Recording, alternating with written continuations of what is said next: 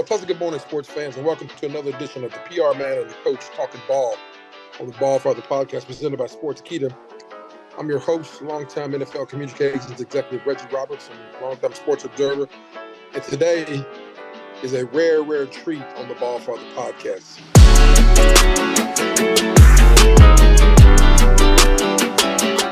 We have the legend. One of the first guys I connected with when I got the chance to run the communications department for the Atlanta Falcons back in 2004. Guy who's been around, covered pro sports, college sports, high school sports, probably forgotten more sports than I'll ever know. Ladies and gentlemen, saying hello to my good friend and the legend, Mr. Tyree. What's up, man? Reggie, I'm so honored to be with you. You know, I'm surprised you didn't give me a moniker that you coined me a few years ago, the Mayor of Phoenix. Mayor of Phoenix. Or the governor, the governor of Arizona, whatever. Mayor, governor of Arizona. But it's an honor to be with you. It really is. Hey, thank you so much. Gil and I go way back. We we sat there with the Falcons and we watched the league and observed. The Falcons kind of came of age, and specifically 2008 when we got real good when Coach Smith was there, and Gil was there. Saw it all and was there covering it. But you have so much knowledge in sports with quarterbacks and integration of college football and all that. But I kind of want to tap in a little bit and lean into you're in a town that kind of is serious about its sports right now. You're living in Philadelphia. They're serious about their Sixers. They're serious about their Eagles. They're serious about their Flyers, and they're serious about their Phillies. So, and y'all had a little news. Earlier this week in regards to a contract. How did that go with regards to those who live under a rock? Jalen Hurts signed a contract extension, $255 million, $180 of it guaranteed. Go ahead. He made bank. He made bank, and he got paid, and cha-ching, cha-ching. It's all green for Mr. Hurt. It hurts so good, right? You can say so many things regarding that, but and one thing I will add this, Reggie, he was justified and well deserved. I mean, so much was surrounding him when he was drafted by the general manager here, Howie Roseman, and at that time Carson Wentz was the guy in command, and so to speak, he had a big contract, and Jalen had to pretty much earn his stripes, literally. And and it was tough for him. He was able to endure and reap the benefits, and finally now is the highest paid, at least at this hour, the highest paid quarterback in the National Football League, because it changes by the minute and changes by the second. So he can hold that rank right now at number one, but it'll eventually change. I spent the majority of the year, Coach Smith and I do a little thing where we talk about the NFL and talk about what's going on in the league. And, I felt like I was having to apologize and sort of, cajole people and talk to people about, this guy's a legitimate quarterback. He's not he's a legitimate quarterback. He's got a big arm, he's smart, he's tough, he's a leader of men. People rally around him. Give me your thought on how he's come of age in the 2 years he's been in Philadelphia. Well, we always saw the maturization, Reggie. He was ahead of his time when he was with Nick Saban in Alabama, and then, of course, he went to Oklahoma, because all of the controversy with him in Alabama with Tua and what have you. But what I've seen with him from the standpoint of just what he's been able to do is he's been even keel. He doesn't bring the nonsense. He doesn't bring, in fact, an interesting sidebar. And you know this already. He has an all-female representation, team. His agent, the people that work through his communications and handle all his engagements, personal engagements, all are females.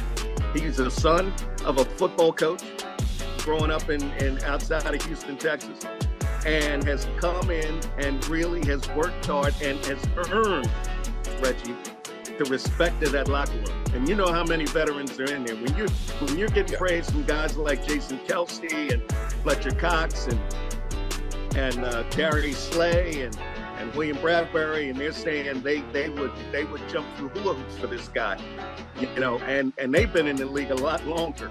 That tells you a lot about his character. Yeah, and it tells you a lot about his ability to come in, and he's an extension of the head coach Nick Sirianni. He's an extension. The kid just is he has all the intangibles of being a guy who's going to be in that conversation of GOAT, the GOAT, coming down in this next group of quarterbacks as we move forward. Well, the part that impressed me the most was, someone told me a long time ago about quarterback, and in crunch time, you want to make sure that this guy's making plays, not getting you in the bad place, but getting you in place and using all of his skill set to do that. Right. And the Eagles, without question, had one of the most prolific offenses in the year of any team last year. They fell just short to another guy who just played a little bit better. Right. With the Chiefs. Right. What He'll be definitely challenged. People going after him. I think that chip, Reggie, that the bad taste that you just alluded to, losing to Kansas City, and of course Patrick Mahomes and that bunch, is something that's going to stay with him until he's able to get his chip. And I think that's a motivating factor here. The Eagles, after they start minicamp, I think next week. And what they want to do is, he just underwent ankle surgery, minor ankle surgery of an injury he sustained when he was at Alabama. And I think he re-injured that when he was here in Philadelphia, and they cleaned it up, and they continue to clean it up. So he's going to be ready to go. But I think to answer your question, I think he really feels like he got so close in last year and feels that he's on the cusp of not winning just a Super Bowl, but winning multiple Super Bowls. He has that. He just has that factor. He has that it. And, he doesn't bring the nonsense. He doesn't bring a whole lot, doesn't have the posse and all that type of stuff. He's very well grounded.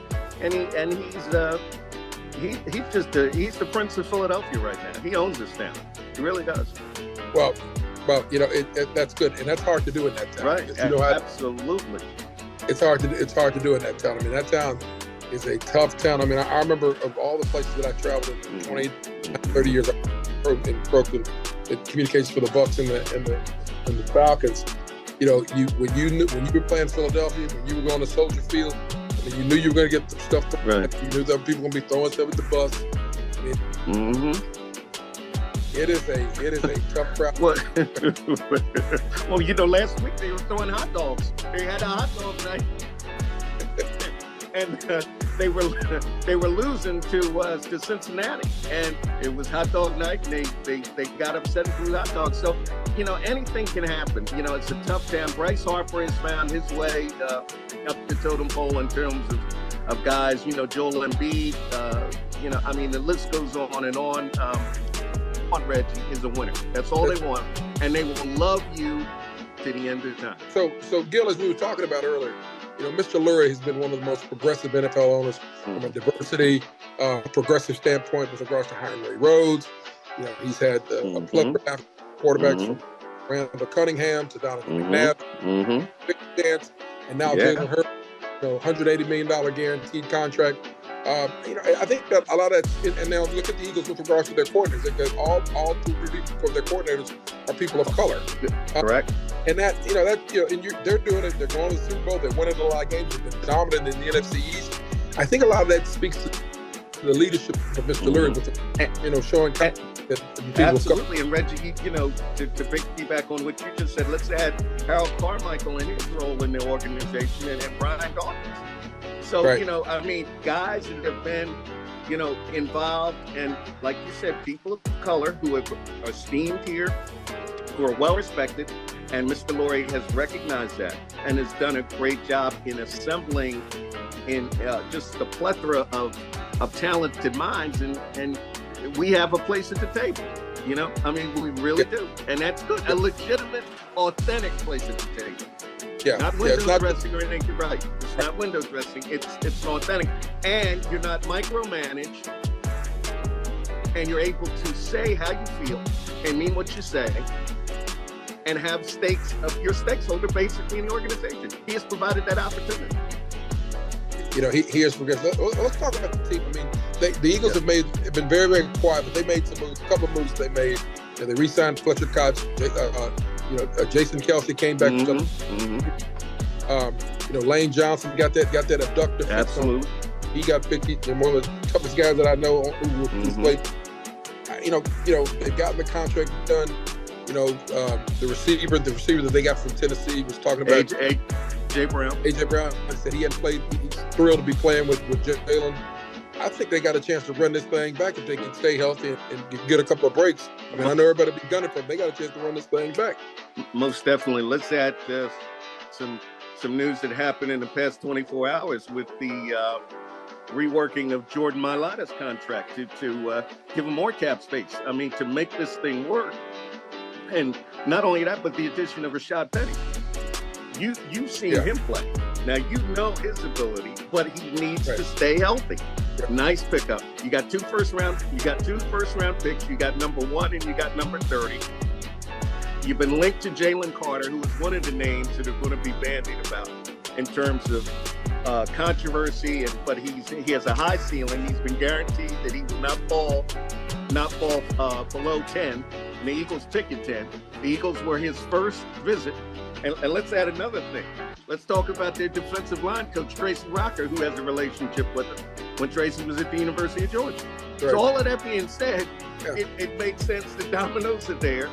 And it makes sense for them to at least try to make that work. Now, with that being said, too, Reggie, you just signed your quarterback to a $255 million contract. Like you said, 180 of it's guaranteed. So you want to be able to protect him.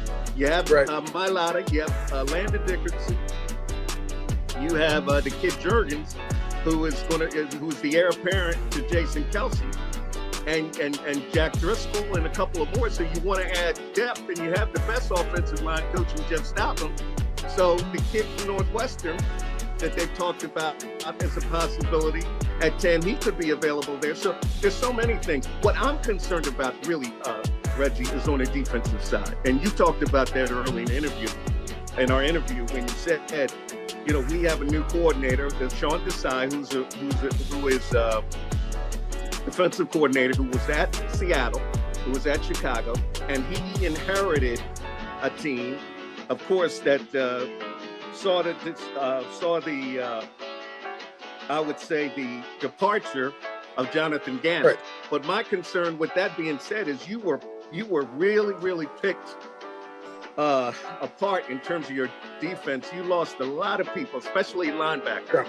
And you have Nakobe Dean coming in, and he's going to be given every opportunity to lead that defensive bunch. That would be my only concern. You talked about the offensive side of the ball. Dallas Goedert, Gainwell, AJ Brown, your offensive line. You've been linked to Bijan Robinson, the running back from the University of Texas, and who has the same agent as Jalen Hurts. So all of that being said, there's so many things, I think what the Eagles do is they keep 10, and they may move 30, which is their last pick next to last pick in the first round, to get multiple picks because they feel like you can get value in the second and third round. This is a deep draft. Next year will be even better, but this one is a good one. You're on with the PR man and the coach talking ball on Ballfather podcast about sports key. My man Gil Tyree is in his bag today, letting y'all drop him off. What the Eagles are doing. Let's kind of evaluate the quarterbacks for a second. We can talk a little bit about the Philly sports, specifically what's going on with your six. But let's talk a little bit about, since you're on the draft, let's talk a little bit about the draft. There's all this talk about right now who's going to be the consensus. Everybody wants to know who's going to be the consensus pick. Is it C.J. Stroud from Ohio State? Is it Jalen Young from Bryce Young from Alabama. From Alabama. Or, and some people, obviously like everybody likes Anthony Richardson, what he did, his workout at the combine, his pro day, and then Will Levis from Kentucky, everybody likes him. Who do you like? You looked at him. Who do you like? I'm gonna throw another one out at you that you didn't, and I didn't want him to be omitted because he had but he's an interesting prospect, and that's Hendon Hooker, the kid out of Tennessee. Yeah. So you have 5, but Reggie, you and I go way back, and you're a historian in this league. And what this reminds me, this draft is the '99 draft when you had Tim Couch, Donovan McNabb, Achilles Smith went 1, 2, 3. Right. Okay. Then you had Dante Culpepper that went 11, and Right. Cade McNown of UCLA that went 12. Now here you talked about Young, the aforementioned Will Levis, Stroud, Anthony Richardson. That's 4 right there. And I think you could possibly, depending on what's going to happen in terms of who's going to trade up, it all starts at number 3 with Arizona. Right. Who's going to come up? Because I think it's a coin flip between, like you said, Young and Stroud at 1 and 2. Whoever, Carolina has been linked to both Stroud and Young. And Young, right.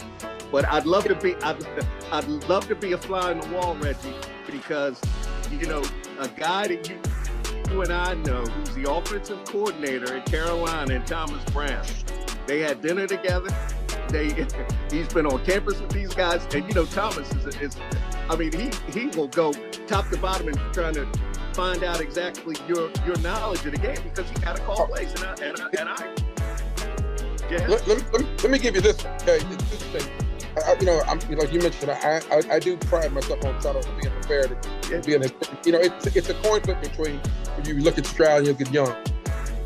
Stroud's got the highest completion percentage, 6.3% of his passes, 85%, 12 interceptions, right. And then Young, right behind him, 65.8%. Right, 65%. That's right.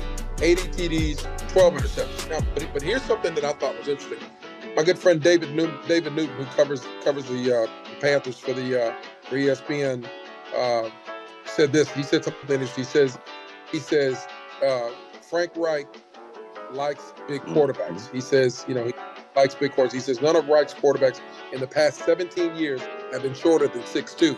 So if we use that as an accurate indicator or barometer, that points to C.J. Stroud because he's 6'3", 216, probably the most pro-ready, played in Coach Day's offense at Ohio State, the pro-style offense. But then when you keep reading the article and you read the stories, everybody's talking about, Bryce Young is more NFL ready because he's played in Alabama.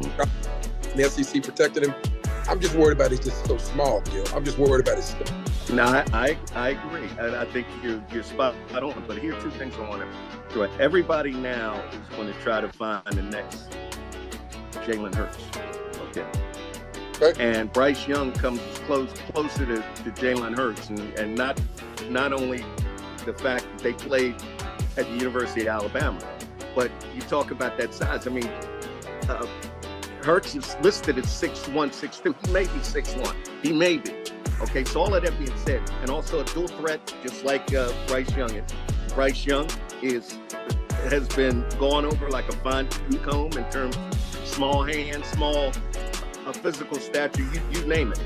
And if you had to really put 2 and 2 together, and this better than anybody, this is about going to Baskin Robbins. What's the flavor of the month? What's the flavor of the week? You know what I'm saying? You can apply that analogy to it because people, what sells well? And here's the other thing, and you know this better than anybody. Okay, you got a owner in Tepper, in Carolina, who is very, very hands-on. Now Frank Reich may want what he wants, but I guarantee you, David Tepper's going to tell people who he wants. And he's going to have a final say in that selection. I mean, they didn't trade up with Chicago just to. They're looking at a franchise quarterback. They believe that they have an opportunity to make a move in this division. I love what Carolina's done. I mean, I love the staff. Oh, the staff. You talk about. It's incredible. You talk about the staff. You talk about an organization that's progressive and deals with color. I mean, you look at the guys that we both know on there. Deuce Staley is on that staff. Thomas Brown, who we just talked about. And they've assembled a nice staff. And not only that, but they've also done well on the defensive side. They got the guy from Denver. They got the I can never think of Dom Capers. Dom Capers is there. But Jim Caldwell's there, 2 Super Bowl Jim rings. Caldwell, absolutely. Instead of offensive players in football. Absolutely. Josh McCown, quarterbacks coach. I mean, Yeah. What the hell? Okay, it's an incredible thing from the perspective. Tony Dungy and Herm Edwards, 2 guys who I work with. Talk about you gotta have young guys, you gotta have a good mix of young guys, old guys who are coaching. And I think Coach Wright's staff arguably is one of the top, no question. A lot of guys don't succeed in the NFL not because they don't have the talent. A lot of guys don't succeed because they go to the wrong place. Right. Absolutely. And I'll give you, an example. And you know this very well. I mean, to this day, I feel that the Arizona Cardinals, when they hired the guy who was at Carolina, who was the interim coach at Carolina this year, did a great job. Did an absolutely great job. Yeah. And some places are made to be what I consider a graveyard. You know what I'm saying? I mean, you want to go to a place where you have an opportunity to win. Yeah. And you don't want to go somewhere where you're going to be, because once you, and you know this, once you put that footprint out there and you end up, falling on your face, it's hard to get another job. It really is. Yeah, it is. And that's tough. Yeah, it is. But okay, so we like them. We talked about Stroud. We talked about Bryce Young. Yes. I think 2 other guys in there. I think the guy Hendon Hooker, somebody he had the injury. I think a lot of people are concerned about the fact that he's 25 years old, but productivity-wise, threw for 6,000 yards. Throws a lot of touchdowns. Doesn't throw the ball to the other team. He's a guy who could find his way into the first round. Right. People are scared off about the age. He's 25. No. And the ACL. Yeah. And the ACL tear. But you're right. Anthony Richardson's another one that we kind of not glossed over, but he's an interesting prospect. Now, from what I understand, he didn't have a really outstanding pro day, but he has a great tape in terms of what they've been able to see, the size, the measurables, 6'4" and about 228, and has the ability to get in space and make plays. And I think, I don't know. I think he'll be in that. I think he'll be the last of the. Well, Hooker will be the last of all of them. But I think of the 4 that we had mentioned: Young, Levis, and Stroud, and Richardson. I think Richardson will be number 4 of being picked. I think you're right about that. Here's the thing that I keep hearing. I keep hearing somebody's going to trade up and get a quarterback. Going to trade up and go get one of these guys. Somebody, the one team I keep hearing are the Tennessee Titans. Rand Carthon, my good friend Rand Carthon, who's now in charge of the personnel GM there. Rand's looking to sort of make his bones and sort of make his mark. And this is the last year of Ryan Tannehill's contract, so they do need a quarterback. And there's 4 or 5 of them. So it'll be worth. What it's interesting too, Reggie. I mean, they have Willis there, and he just picked Willis. And he's been a disappointment. And, a kid that you and I know very well in Joshua Dobbs. I think if Josh got a really good chance, a really legitimate chance, I think he could probably slide in there too. I mean, until you're able to identify someone, but you know this better than anybody. GMs want to bring in their own people. They want to put their own stamp on a program, and if they are able to get up and get the quarterback that they want, they'll go up and do it. But I'm gonna tell you, they're gonna have to do it at 3 because Arizona, I think, would like, if it's possible, they would like to trade out. Yeah. And still be able to do something. Well, I got you were there for Jonathan Gavin. Jonathan was with us. He's defensive coordinator at the Eagles last year. Now he's the new head coach in Arizona. What's your feels and how well he'll do there? I mean, I know him a little bit, but I know you know him probably a little bit better. How well do you think they'll do in Arizona? I'm concerned with all of that stuff going on, Reggie, with Michael Bidwell and the stuff with the burner phones and the back and forth with the McDonough family, that may cast a pall over what's going on. And not only that, but the stuff with Kyler Murray and just what they've lost a lot of free agents. And then you have the noise with Butter Baker, who wants to be traded and is one of the best safeties in the National Football League, if not the best, and has been linked here to Philadelphia. Because that's what Philadelphia is looking for. But the thing about Gannon came under a lot of fire with the defense, and it stayed with him from the day he was hired, Reggie, till the Super Bowl loss to Kansas City. It was never a good fit. I think Jeffrey Lurie and Howie Roseman and Nick Sirianni did a great job in protecting him. But the Eagle Nation and the fans here and the media wanted him gone. Okay. He got close to getting the opportunity a year ago in Houston.